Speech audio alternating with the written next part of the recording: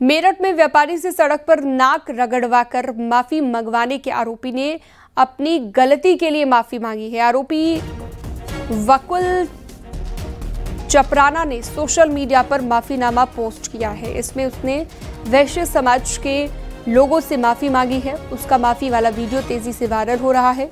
सत्यम रस्तोगी के ऊर्जा राज्य मंत्री को अपशब्द कहने पर उसका गुस्सा फूटा था। वीडियो में वकुल चपराना ने सत्यम रस्तोगी से भी माफी मांगी है। उसने कहा है कि इस घटना से ऊर्जा राज्य मंत्री का कोई लेना देना नहीं है।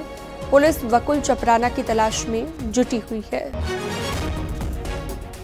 ये जो सोशल मीडिया पे दिखाई जा रही हैं वो पूरी तरह सच नहीं है। मैंने किसी से नाक रगड़कर माफी मांगने की बात को बिल्कुल भी नहीं कहा था। मेरी सिर्फ गलती इतनी थी कि मैंने आक्रोश में आकर सत्यम रस्तोगी जी को अपशब्द कही। मैं उसके लिए सभी लोगों से क्षमा भी चाहता हूँ।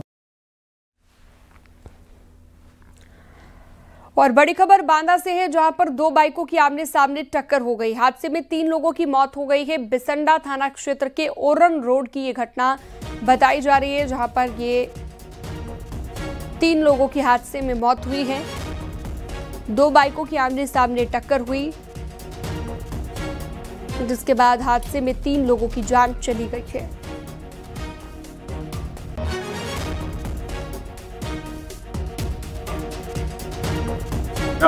के ओरन चौकी के अंतर्गत बाघा नहर के निकट एक ग्लैमर और एक स्प्लेंडर के आमने सामने टकरा जाने के कारण 3 व्यक्तियों की दौरान इलाज दुखद मृत्यु हो गई। सूचना पाते ही पुलिस ने त्वरित रूप से कार्रवाई करते हुए शवों को पोस्टमार्टम हेतु भिजवा दिया गया है। अग्रिम विधिक कार्रवाई प्रचलित है। मौके पर शांति व्यवस्था कायम है। और अगली खबर है हरदोई से, जहां पर सेल्समैन के साथ लूट की घटना को अंजाम देने वाले बदमाशों की पुलिस के साथ मुठभेड़ हो गई। एनकाउंटर में 2 बदमाशों के पैर में गोली लगी है और मुठभेड़ में घायल बदमाश मेवार राम और अभिषेक पर 25-25 हजार रुपए का इनाम रखा गया था। मौके से एक पिकअप, 14,000 कैश, 2 अवैध तमंचा, 2 जिंदा कारतूस और 4 कारतूस बरामद हुए हैं। कोतवाली देहात के सीतापुर रोड रंजीतपुरवा के पास ये मुठभेड़ सामने आई है। 24 अक्टूबर की रात्रि में कोतवाली देहात पुलिस द्वारा इटौली पुल पर चेकिंग की जा रही थी। उसी समय एक संदिग्ध डाला आता हुआ दिखाई दिया, जिसको पुलिस द्वारा रुकने का इशारा किया गया, लेकिन डाला चालकों द्वारा डाला नहीं रोका गया एवं उसका पीछा करते हुए पुलिस द्वारा उनको रंजीतपुरवा के पास घेरा गया, जिसमें उनके द्वारा पुलिस पार्टी पर फायरिंग की गई। आत्मरक्षार्थ पुलिस पार्टी द्वारा भी जवाबी फायरिंग की गई, जिसमें 2 व्यक्तियों के पैर में गोली लगी है। और शामली से बड़ी खबर, एनकाउंटर में 1 लाख का इनामी बदमाश ढेर किया गया है। लूट, हत्या, डकैती समेत कई मामलों में चल रहा था फरार। संजीव जीवा गैंग से जुड़ा हुआ था बदमाश। एनकाउंटर में एक सिपाही को पैर में गोली लगी है। एसओ की बुलेट प्रूफ जैकेट पर लगी है गोली। झिंझाना थाना क्षेत्र के भोगी माजरा गांव के जंगलों में ये मुठभेड़ हुई है।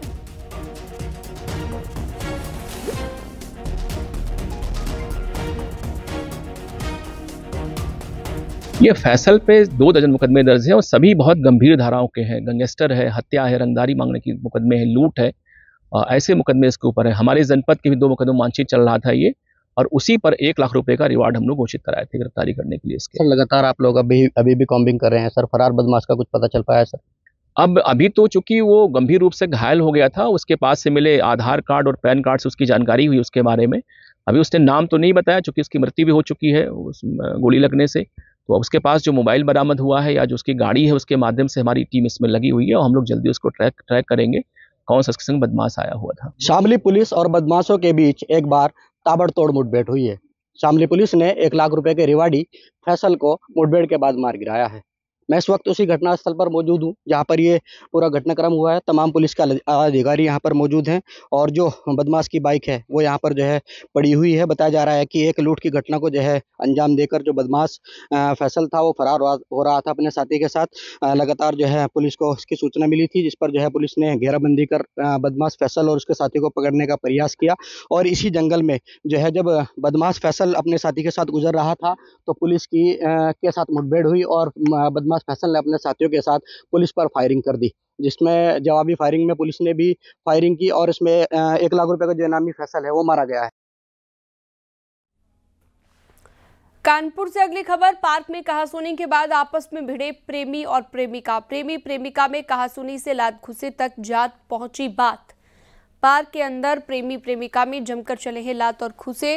राहगीरों ने इसका वीडियो बना लिया और वायरल कर दिया। किदवई थाना क्षेत्र के साइड नंबर 1 गीता पार्क का ये मामला है।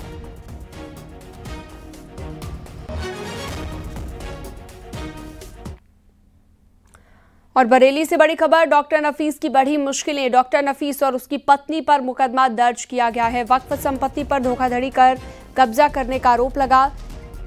तौकीर रजा का करीबी है डॉक्टर नफीस और बरेली हिंसा का आरोपी है डॉक्टर नफीस। रामविलास फोन लाइन पर जुड़ गए हैं हमारे सहयोगी ज्यादा जानकारी के साथ। रामविलास, और क्या ज्यादा जानकारी इस खबर से जुड़ी हुई? बिल्कुल, जिस तरीके से जैसे जैसे पुलिस की जांच आगे बढ़ रही है, 26 सितंबर को जुमा की नमाज बाद जो बरेली में फिजा खराब करने की कोशिश की गई थी, इसमें मौलाना तौकीर रजा हो या फिर उनके करीबी हो, उनकी लगातार मुश्किलें बढ़ती जा रही हैं। जो डॉक्टर नफीस है, आईएमसी का राष्ट्रीय महासचिव था, ये इस वक्त बरेली की जेल में बंद है।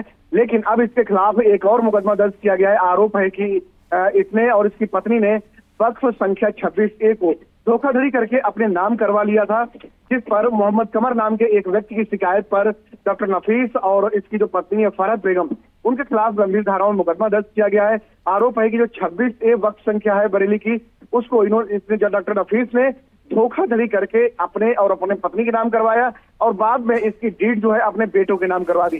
फिलहाल एसएसपी बरेली अनुराग आर्य की शिकायत के बाद में जो आरोपी डॉक्टर नफीस है, फरहत बेगम उसकी पत्नी है, उसके खिलाफ गंभीर धाराओं में मुकदमा दर्ज कर लिया गया है। और जैसा कि जो पुलिस है अब जांच पड़ताल कर रही है, सबूत जुटा रही है, क्योंकि डॉक्टर नफीस पहले से ही सेंट्रल जेल 2 में बंद है बरेली की, और जो उसकी पत्नी है फरहत बेगम, उसके खिलाफ पुलिस सबूत जुटा रही है। जल्दी ही उसको भी गिरफ्तार करने की बात कह रही है। जी ठीक है, बहुत शुक्रिया विस्तार से जानकारी देने के लिए आपका रामविलास सक्सेना।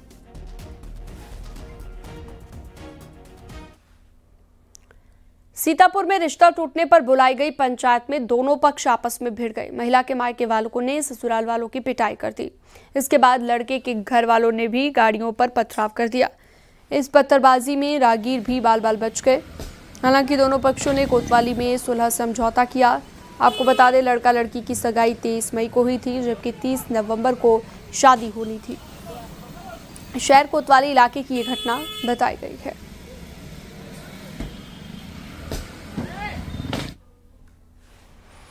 और अयोध्या से अगली खबर। युवक की पिटाई का एक वीडियो सोशल मीडिया पर तेजी से वायरल है।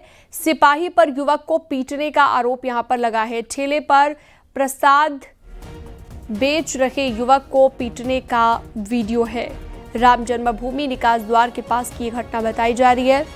स्थानीय लोगों ने घटना का वीडियो बनाया। श्री राम अस्पताल का बताया जा रहा है वीडियो।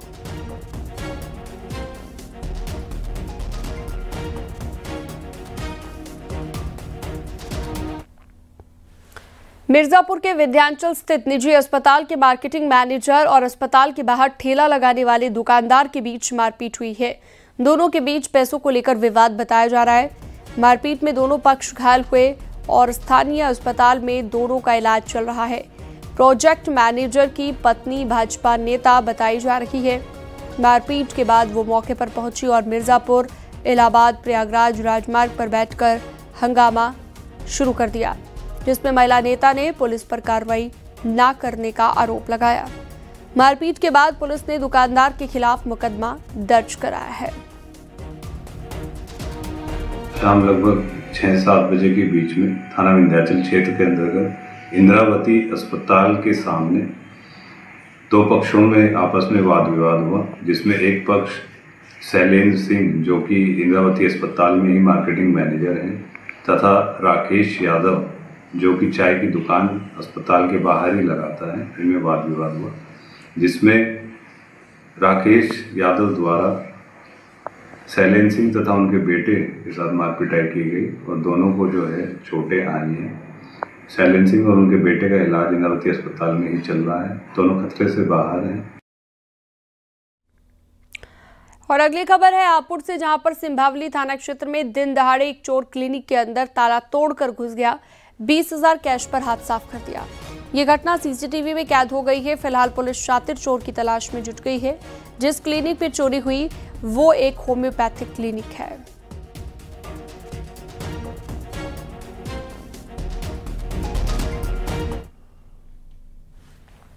कुशीनगर में हरियाणा के गुरुग्राम से बिहार जा रही लग्जरी बस ने खड़े कंटेनर में टक्कर मार दी। तेज रफ्तार बस ने कंटेनर में बगल से टक्कर मारी है, जिससे बस का आगे वाला पहिया क्षतिग्रस्त हो गया।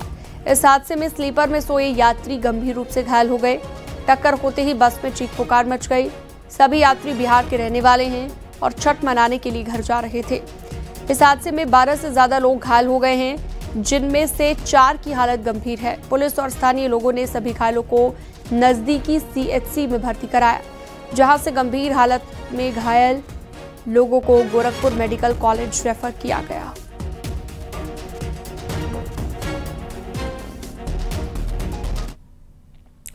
छठ पर्व को लेकर ट्रेनों में भीड़ काफी बढ़ गई है। बिहार झारखंड की ओर जाने वाली ट्रेनों में पिछले कई दिनों से भारी भीड़ देखने को मिल रही है।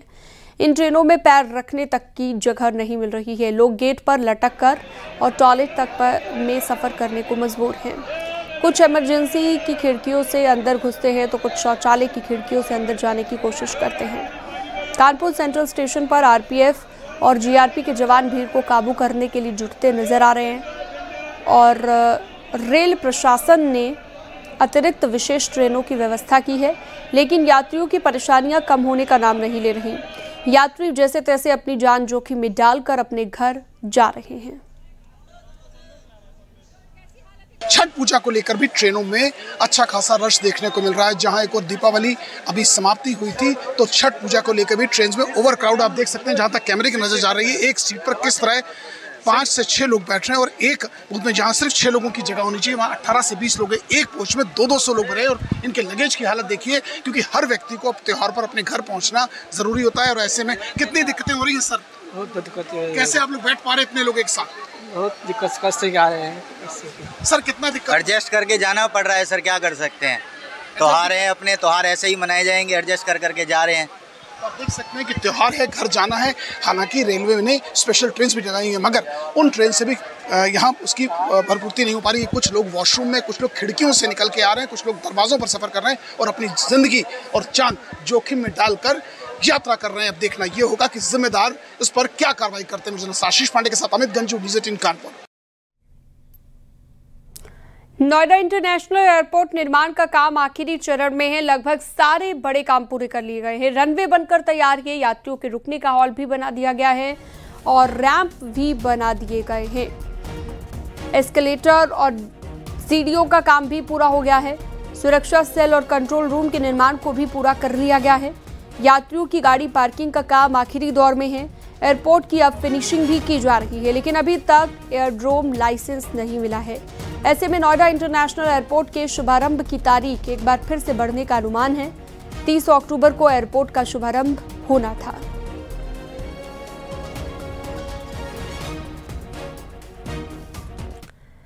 मेरठ से अगली खबर, न्यूज़ 18 की खबर का बड़ा असर। व्यापारी से सड़क पर नाक रगड़वाने के मामले में एक्शन लिया गया। थाना प्रभारी मेडिकल शीलेश यादव सस्पेंड कर दिए गए हैं। 3 पुलिसकर्मी लाइन हाजिर हुए हैं। फरार विकुल चपराना पर इनाम घोषित करने की तैयारी है। आपको बता दें, विकुल चपराना ने ही व्यापारी से सड़क पर नाक रगड़वाई थी। तो बड़ी खबर इस वक्त हम आपको बता रहे हैं, 3 पुलिसकर्मियों को लाइन हाजिर किया गया है। मेरठ की ये खबर न्यूज़ 18 की खबर का असर हुआ है। निखिल अग्रवाल जुड़ गए हमारे साथ ज्यादा जानकारी के लिए। निखिल, न्यूज़ 18 ने खबर को प्रमुखता से दिखाया और अब इसका एक्शन भी दिख रहा है। क्या कुछ कहा गया है अब माफी मांगते हुए? देखिए, न्यूज़ 18 की खबर का बड़ा असर हुआ है। जिस तरीके से गुंडाई हुई थी मेरठ की सड़कों पर, एक व्यापारी से नाक रगड़वाकर सड़क पर माफी मंगवाई गई थी। इस मामले में न्यूज़ 18 ने इस खबर को प्रमुखता से दिखाया और अब इस पर बड़ा असर भी हुआ है। इसका माफीनामा सामने आया तो उसने तौर पे कहा कि मेरी ऐसी मंशा नहीं थी और जिस तरीके से मेरी ऐसी मंशा नहीं थी और व्यापारी के साथ पहले बहस हुई, उसके बाद दोनों के बीच गाली गलौच हुई और उसके बाद ऐसा हुआ।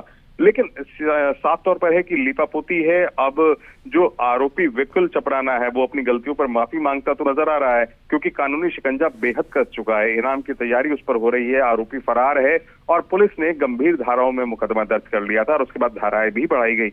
एक बार जमानत मिल चुकी है, लेकिन अब पुलिस फिर से उसकी तलाश कर रही है। वहीं उसके 3 अन्य साथियों को जेल भेज दिया गया है। इसके अलावा पुलिसकर्मी जो वहां मौजूद थे उन पर भी बड़ा एक्शन सामने आया है।